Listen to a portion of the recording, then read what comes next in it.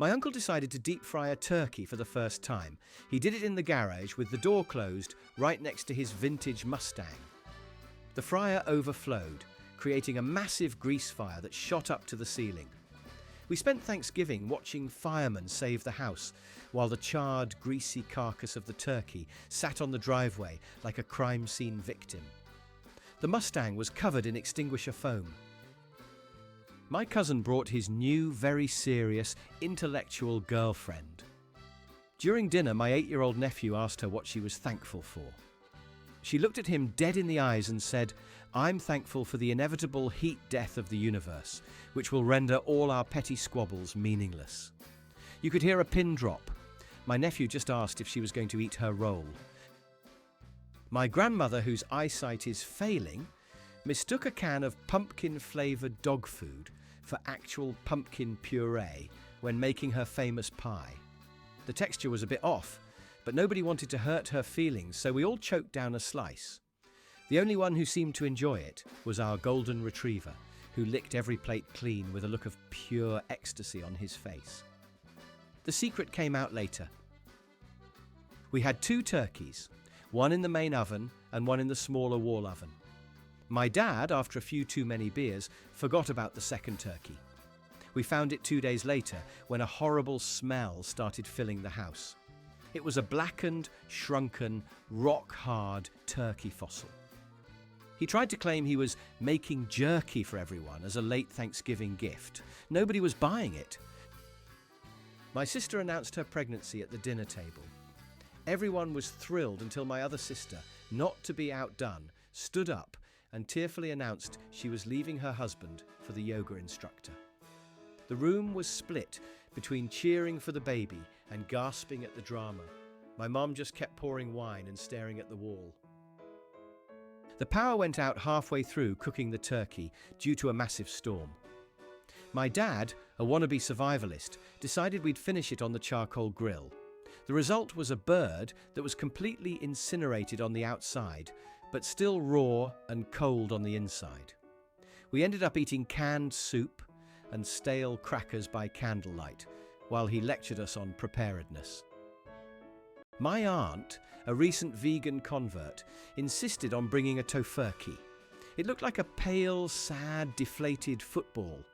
She microwaved it, and it came out smelling like wet cardboard and despair. She was the only one who ate it, and she spent the rest of the evening complaining about how her stomach hurt, while the rest of us devoured a perfectly good 20-pound turkey. My grandpa, who is 85 and has no filter, decided that Thanksgiving dinner was the appropriate time to tell my 16-year-old cousin that his new haircut made him look like a French poodle that lost a fight. My cousin was so upset, he locked himself in the bathroom and refused to come out for the rest of the meal. Grandpa just shrugged and asked for more gravy. My brother-in-law tried to brine the turkey in a cooler on the back porch. He didn't secure the lid. Overnight, a raccoon managed to get the cooler open, pull the turkey out, and drag it across the yard. We woke up to find a half-eaten, dirt-covered turkey carcass and a trail of very happy raccoon footprints leading into the woods. We had Thanksgiving ham instead. My mum bought a fancy new electric carving knife. She was so excited to use it. When the time came, she turned it on, and the blade immediately shot out of the handle, flew across the dining room, and stuck into the wall like a throwing knife, just inches from a portrait of our great-grandmother. We carved the turkey with a regular knife after that. My uncle and my dad got into a heated political argument that escalated until my uncle stood up, grabbed the entire bowl of mashed potatoes, and dumped it over my dad's head. My dad, covered in potatoes, just sat there for a second before calmly picking up the gravy boat and pouring it down the front of my uncle's shirt. The kids thought it was the best Thanksgiving ever. My cousin tried to make a fancy cranberry sauce from scratch with red wine. He accidentally used an entire bottle of expensive Cabernet instead of the half cup the recipe called for. The sauce was basically a boozy, bitter purple sludge. A few people tried it to be polite and were noticeably tipsy within 20 minutes. It became the "don't let Kevin near the cranberries" story. Our oven broke on Thanksgiving morning. My mum, in a panic, called our neighbour to ask if we could use theirs. They agreed.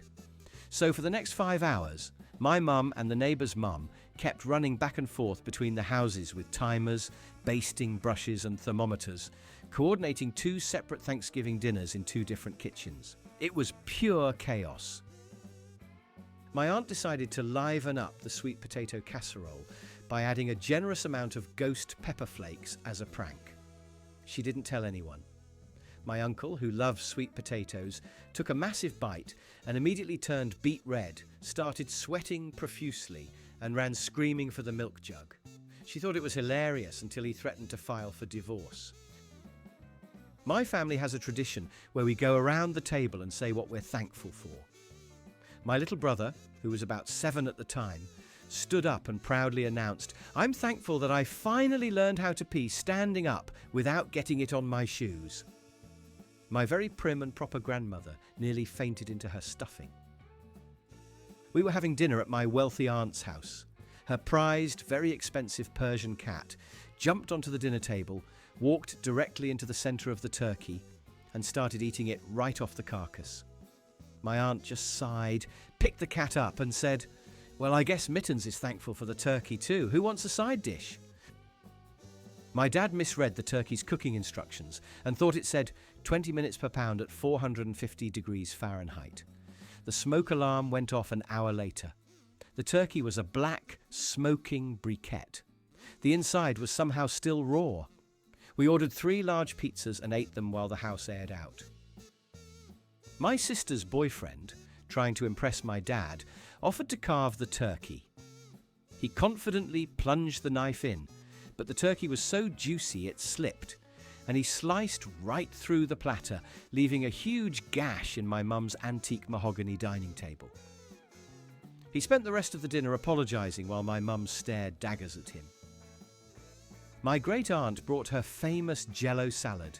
This year, she decided to get creative and put shrimp in it, lime Jell-O marshmallows, and floating, sad-looking shrimp. It sat in the middle of the table, untouched, jiggling menacingly all through dinner. Even the dog wouldn't go near it when we tried to offer it some later. My cousin, a college freshman, came home and insisted on lecturing the entire family about the problematic origins of Thanksgiving for a solid hour while we were trying to eat. He ended his speech by saying we were all complicit in historical atrocities. My grandpa just looked at him and said, "Could you be complicit in passing the salt?" The family dog, a massive St. Bernard, got a little too excited by all the people and smells. He ran through the kitchen and his giant tail swept a full tray of my mum's freshly baked pumpkin pies right off the counter. They splattered all over the floor and the dog, who then proceeded to happily lick himself clean for the next hour. My mum tried a new recipe for Cajun-injected turkey. The syringe she was using got clogged, and when she pushed harder, the pressure built up and the needle exploded off, spraying a jet of spicy marinade directly into my dad's eyes. He spent the first half of dinner with his head under the kitchen faucet, screaming about cayenne pepper. My uncle fell asleep on the couch after eating.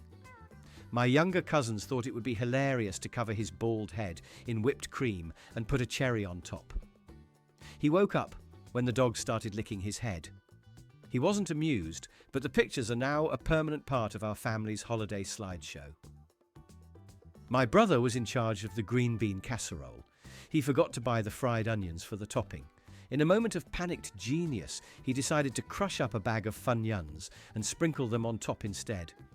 It was surprisingly not terrible, but the distinct onion ring chip flavour was a topic of heated debate for the rest of the night.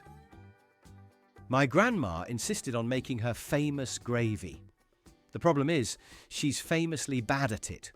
This year, it came out as a lumpy, translucent, greyish liquid that tasted vaguely of flour and disappointment.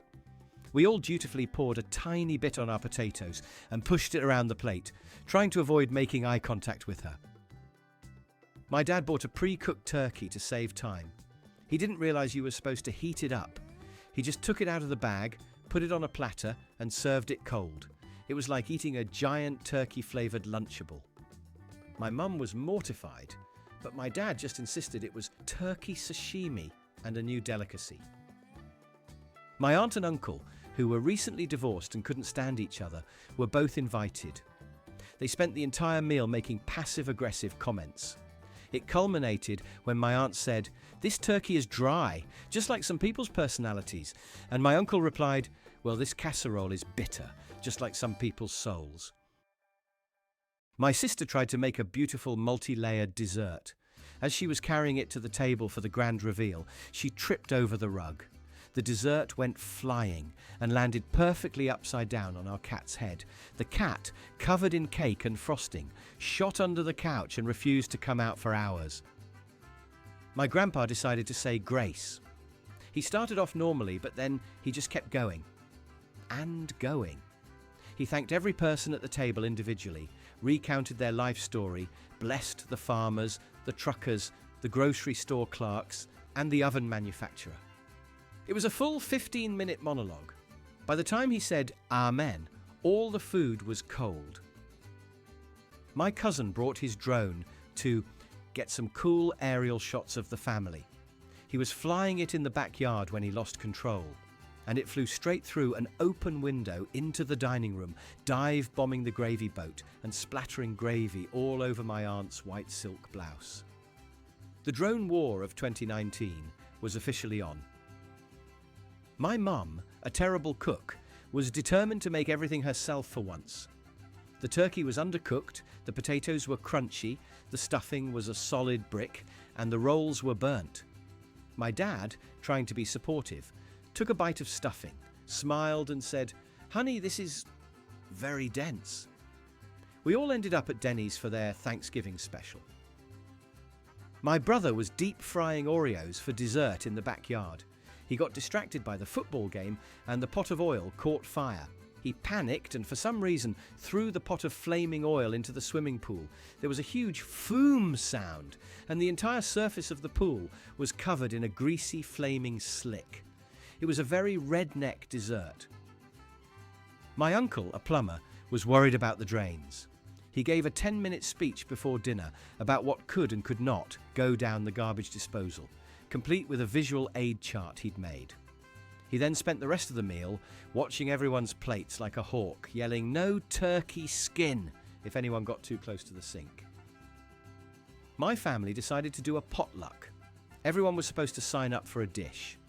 Due to a complete lack of communication, 3 different families all brought green bean casserole, and 2 others brought mac and cheese. We had a 22-pound turkey and about 50 pounds of various casseroles. No dessert, no bread, no potatoes, just meat and cheese and beans. My dad thought he was buying a fresh turkey, but it was actually frozen solid. On Thanksgiving morning, he panicked and put it in the hot tub to try and thaw it quickly. My mum came out to see the turkey floating serenely in the bubbling water like it was on vacation. She was not happy. We had to delay dinner by about 6 hours.